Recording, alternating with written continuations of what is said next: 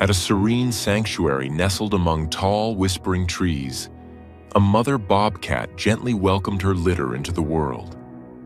3 kittens were strong and vigorous, but the 4th was impossibly small, tiny, fragile, and vulnerable.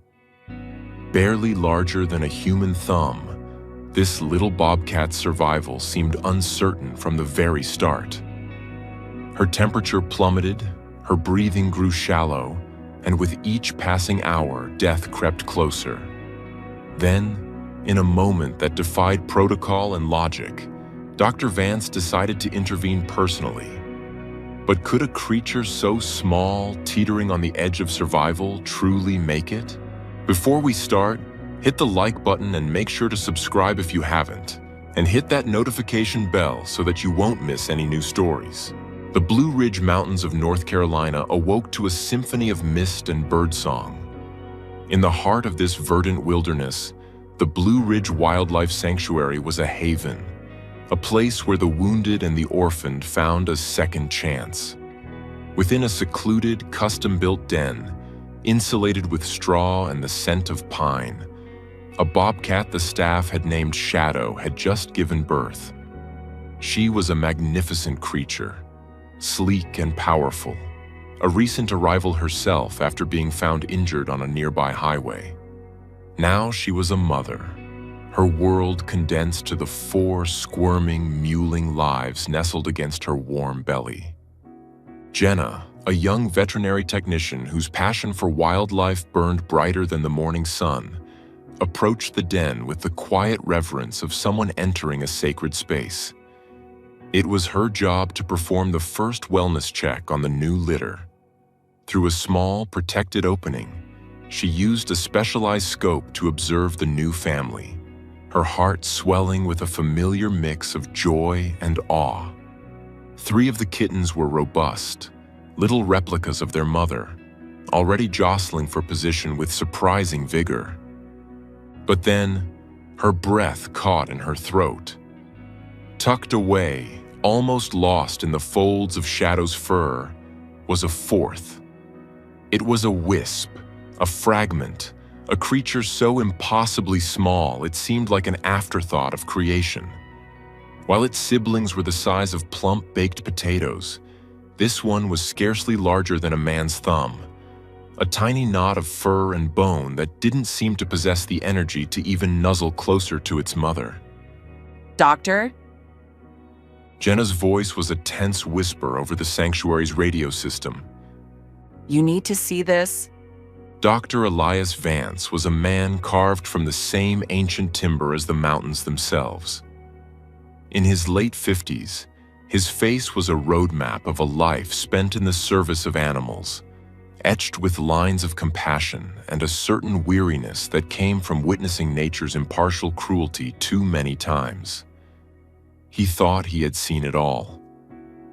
When he arrived at the den and peered through the scope, his professional optimism, already a finite resource, dwindled to a flicker. A micro-runt. He murmured, his voice low and gravelly. Extremely rare and extremely fragile. His initial assessment, delivered with a gentle but firm finality, was a death sentence. He explained to Jenna the grim realities of failure to thrive. In the wild, and even in the protective confines of the sanctuary, a mother bobcat's instincts were a brutal form of calculus. Shadow would instinctively pour her resources, her milk, her warmth, her grooming, into the kittens with the greatest chance of survival. The runt, the statistical anomaly, would be ignored. It was not cruelty. It was the cold, hard logic of life. And so it was. Over the next few hours, they watched the heartbreaking drama unfold. As the 3 healthy kittens nursed greedily, Shadow gently but persistently nudged the tiny one away. The small creature, too weak to protest, would roll onto its back, its sealed eyes and silent mouth a portrait of utter helplessness. Its condition deteriorated with terrifying speed. Jenna, monitoring its vitals with a non-invasive laser thermometer, saw its temperature begin to plummet. Hypothermia was setting in. Its already faint breathing grew shallower, each tiny inhalation a monumental effort. Hypoglycemia, the inevitable consequence of starvation, was draining its last reserves of energy. The sanctuary director, a pragmatic man named Robert, discussed the options with Dr. Vance. Was intervention merely prolonging the inevitable? Would it be a kinder act to let nature, in its unsentimental wisdom, take its course? Dr. Vance felt the weight of that logic. He had presided over this sad ritual more times than he could count. Yet, as he watched the kitten on the monitor, a barely there flutter of life, something inside him rebelled. He saw a flicker of movement, a twitch of a paw so minuscule it was almost imperceptible. It was a protest, however feeble, against the encroaching darkness. And in that moment, Dr. Vance, the seasoned, pragmatic veterinarian, made a decision that would ripple through the entire sanctuary. Bring her to me, He said, his voice leaving no room for argument. I'm taking her home. The news spread through the small, tight-knit staff like a wildfire. Dr. Vance, a man who maintained a careful, professional distance, who preached against the dangers of anthropomorphism, was personally intervening. It was an extraordinary breach of his own protocol, a radical act of hope against overwhelming odds. This, more than any miracle drug, was what shocked everyone. In the sterile quiet of the clinic, the kitten lay on a blue surgical towel, looking less like an animal and more like a discarded piece of fluff. She was so small she barely registered on the digital scale. Dr. Vance's large, capable hands, accustomed to setting the bones of deer and suturing the wounds of bears, moved with an almost supernatural delicacy. He fashioned a makeshift incubator from a simple cardboard box, lining it with a heating pad set to the lowest possible temperature and covering it with a soft fleece blanket. The environment had to be a perfect mimicry of a mother's warmth. Next came the most critical challenge: nourishment. The kitten was too weak to suckle. Dr. Vance knew that a feeding tube was the only option, a procedure fraught with peril. A single misplaced millimeter could send formula into her lungs, which would be fatal. He calculated the dosage of a high-calorie kitten milk replacer, adding a precise amount of electrolytes and a single life-giving drop of Caro syrup to fight the hypoglycemia. With the kitten wrapped in a warm cloth, he gently threaded a thin, flexible tube into her mouth, down her esophagus, and into her stomach. Holding his breath, he slowly depressed the plunger of the syringe, delivering a minuscule amount of the precious fluid. He then withdrew the tube with the same painstaking care. He would have to repeat this delicate dance every 60 minutes, around the clock. That evening, Dr. Vance drove home not to a quiet house, but to a vigil. He placed the incubator on his bedside table, the soft glow of the heating pad a beacon in the darkened room. The night was a blur of alarms set for 1-hour intervals. Each time he awoke, his first feeling was a lurch of dread. But each time, he would find the tiny creature still breathing, her chest rising and falling in a rhythm so shallow it was almost invisible. He would perform the feeding, clean her with a warm, damp cotton ball to simulate her mother's grooming, and whisper words of encouragement into the quiet of the night. Come on, little one. He'd murmur, his gruff voice softened to a whisper. You're a fighter. I know you are. He decided to call her Pip, short for Pipsqueak. It was a name that fit her fragile existence, a small sound in a vast, silent world. The first 72 hours were a tightrope walk over an abyss. There were moments Elias Vance was certain he had lost her. Once, in the pre-dawn gloom, he reached into the box to find her cold and limp.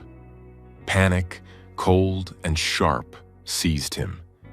He quickly administered another drop of syrup directly to her gums and held her against his own chest, willing his body heat to transfer to her, to spark the dying embers of her life.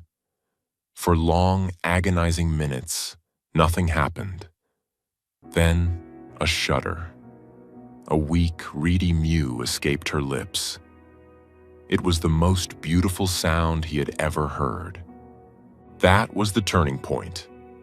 From that moment on, Pip's recovery, while painstakingly slow, was steady. The first true victory was when her body temperature finally stabilized without the constant aid of the heating pad. Then came the day she began to weakly suckle on the tip of the syringe, her own instincts kicking in. Dr. Vance felt a surge of triumph as he transitioned her from the feeding tube to a tiny, specially designed nursing bottle. Jenna became his constant co-conspirator. She would arrive at his house after her shift, her eyes wide with a mixture of awe and concern, bringing supplies and offering to take over a few of the nighttime feedings so he could get some rest. She watched, mesmerized, as the bond between the gruff veterinarian and the impossibly small cat deepened. I've never seen you like this, Dr. V, she said one afternoon, as they watched Pip, now strong enough to crawl, knead her tiny paws on his finger. I've never seen a cat like this, he replied, a rare, soft smile touching his lips. The day Pip's eyes opened was a milestone celebrated with the reverence of a holy event. They were a milky, unfocused blue-gray, but as she blinked them open, they seemed to lock onto Dr. Vance's face. In that gaze, he no longer saw just a patient or a project. He saw a person, a spirit, a will to live that mirrored his own stubborn refusal to give up. As weeks turned into a month, Pip transformed. The scrawny wisp of fur began to fill out. Her coat, once dull and sparse, grew thick and plush, the faint spots of a bobcat becoming more pronounced. Her wobbly crawls became confident toddles, then playful pounces. She would launch ferocious attacks on his shoelaces and stalk crumpled pieces of paper with the deadly seriousness of a seasoned hunter. Her tiny, needle-like claws would prick his skin, and he would welcome the sensation as a sign of her growing strength. The sterile incubator in his bedroom was replaced by a large playpen in his living room, filled with toys and small logs to climb on. The quiet solitude of his life was now filled with her chirps, purrs, and the thud of her tiny body practicing ambushes. He had saved her life, but she, in turn, had brought a vibrant, chaotic joy back into his. But with her growing strength came a looming, bittersweet reality. Pip was not a house cat. She was a wild predator, and the goal had always been, must always be, to return her to her world. The next phase of her journey would be even more challenging than the first. He had taught her how to live. Now he had to teach her how to survive. The sanctuary staff, now fully invested in Pip's miraculous story, constructed a special enclosure. It was a masterpiece of rehabilitation design, a sprawling half-acre space fenced with material that was impossible to climb. Inside, it was a slice of the wild, dense thickets of rhododendron, towering pines, a rocky outcrop, and a small, trickling stream. The key feature was a one-way observation blind. Pip could be monitored, but she would feel completely alone, a crucial step in weaning her off human dependency. The transition was hard on them both. The first day, Dr. Vance placed her in the enclosure and walked away. Her confused and distressed chirps followed him, each one a small dagger in his heart. He had been her entire world, her source of food, warmth, and comfort. Now he had to become a ghost. The rehabilitation was a masterclass in animal psychology. Food was no longer delivered in a bowl. Dr. Vance began by creating scent trails of rabbit and squirrel, leading her to hidden caches of meat. He was reawakening the dormant instincts encoded in her DNA. The introduction of live prey was the most difficult step, both practically and emotionally. It began with crickets, which Pip at first regarded with more curiosity than predatory interest. She batted at them playfully, a game she might have played with a ball of yarn. Dr. Vance and Jenna watched from the blind, their patience tested. She has to get it, Elias. Jenna whispered, her knuckles white as she gripped the edge of the viewing slit. If she can't hunt, she can't go back. Days later, they introduced a live mouse. Pip's first attempts were clumsy, comical failures. She would pounce too late or with too much noise, sending the mouse scurrying to safety. Frustration mounted. Dr. Vance felt a familiar pang of doubt. Had he saved her from death only to raise a bobcat that didn't know how to be a bobcat? Had his compassion ultimately crippled her? He left her alone for a full day, a painful but necessary step to stoke her hunger and sharpen her focus. The next morning, they watched from the blind as another mouse was released into the enclosure. This time, something was different. Pip didn't pounce immediately. She froze, her body low to the ground, her ears swiveling to track the faintest rustle in the leaves. Her tail twitched, a metronome of pent-up energy. She was a coiled spring, a study in silent concentration. Then she moved. It wasn't a pounce. It was an explosion. A silent, fluid blur of motion that covered the distance in a heartbeat. The hunt was over in an instant. In the blind, Jenna let out a choked sob of relief. Dr. Vance felt a complex and powerful cocktail of emotions. There was immense pride, a deep, resonant joy at her success. But beneath it was a profound sadness. This was the first true kill, the first real step away from him and toward her destiny. He was watching his tiny, fragile patient become the lethal predator she was born to be. Over the next few months, the lessons escalated. She learned to hunt quail, then young rabbits. She learned the patient art of the ambush, the importance of silence and surprise. She grew into a magnificent young bobcat, her coat a perfect camouflage of tawny browns and dark spots, her eyes a piercing, intelligent yellow. The playful kitten was gone, replaced by a confident, solitary hunter. She was ready. The final checkup was a formality. Pip was the picture of health, strong, lean, with the reflexes of a master athlete. The decision to release her was unanimous, but it weighed on Elias Vance like a physical stone. He had cheated nature to give her a life, and now he had to give her back to the very wilderness that would have claimed her at birth. The night before her release, he sat in the observation blind for hours, watching her. She moved through the enclosure with a silent grace that took his breath away. She was no longer his Pip, the pipsqueak who fit in his palm. She was a wild spirit, and the enclosure, once so vast, now seemed like a cage. He remembered the feeling of her weak, fluttering heartbeat against his finger, the milky blue of her newborn eyes, the sound of her first purr. A lifetime of memories packed into less than a year. They chose a release site deep within the Pisgah National Forest, a remote, rugged area teeming with prey and far from the dangers of roads and human settlements. The morning of the release was crisp and clear. The drive was silent, both Dr. Vance and Jenna lost in their own thoughts. At the site, he carried the transport crate to a clearing overlooking a dense wooded valley. He knelt down, his hand resting on the metal grate for a moment. You be safe out there. He whispered, his voice thick with emotion. Be smart. Be fierce. Be free. He took a deep breath and unlatched the door. Pip didn't bolt out. She emerged slowly, cautiously, her nose twitching as she sampled the 1,000 new scents of the forest.